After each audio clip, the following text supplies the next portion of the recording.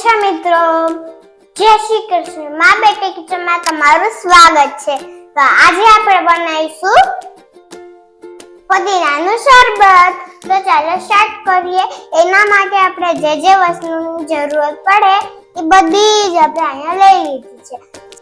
જેમ કે ખાંડ, ચાટ મસાલો, લીંબુનો રસ, ફુદીનો, મીઠું, શક્કર, જીરાનો પાવડર, બરફ, તીખાની ભૂકી, સંચળ અને પાણી.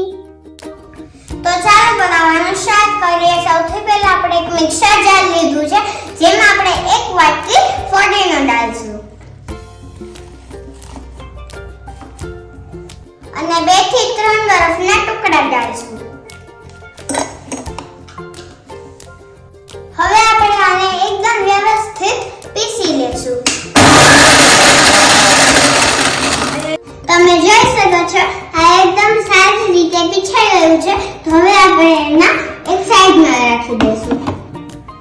તો સૌથી પહેલા આપણે કઢાઈ લીધી છે, જેમાં આપણે જેટલો ફુદીનો લીધો છે એનાથી 2 ગણી ખાંડ ઉમેરીશું અને 1 વાટકી પાણી.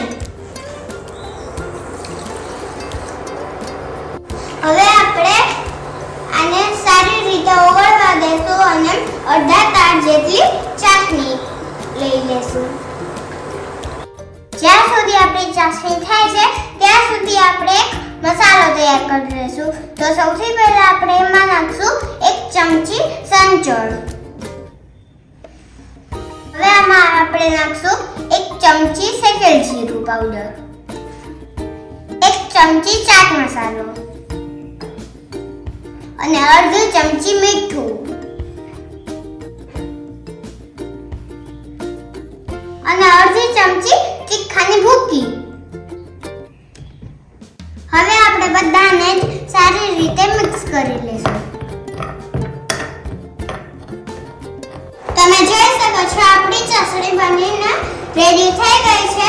તો હવે આપણે આમાં નાખશું પીસેલો ફુદીનો.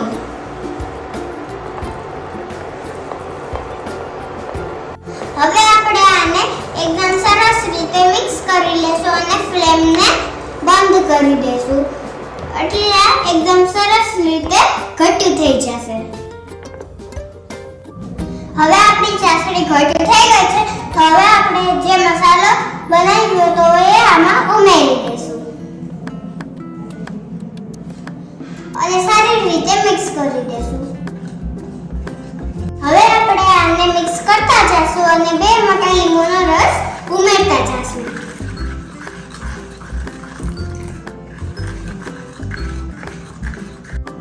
હવે આપણે આ મિશ્રણને એક બાઉલમાં કાઢી લઈશું અને તમે આને સ્ટોર કરી ફ્રીજમાં પણ રાખી શકો છો. હવે આપણે આનું શરબત બનાવવું. સૌથી પહેલા આપણે બરફના ટુકડા ઉમેરીશું. હવે જે આપણે ચાસણી બનાવી હતી એ આમાં 2 થી 3 ચમચી ઉમેરીશું.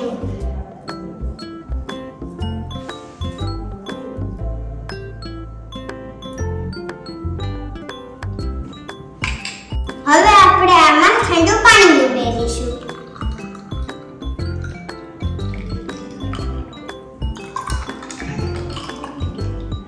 હવે આપણે આને સારી રીતે મિક્સ કરી દઈશું.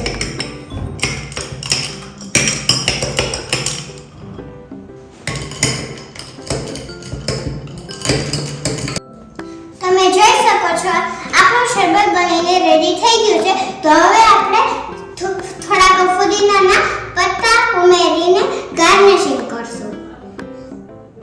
જો તમને અમારી ફુદીનાના શરબતની રેસિપી સારી લાગી હોય તો લાઈક, શેર અને સબસ્ક્રાઇબ કરવાનું ભૂલતા નહીં. મા બેટી કિચન નંબર 1.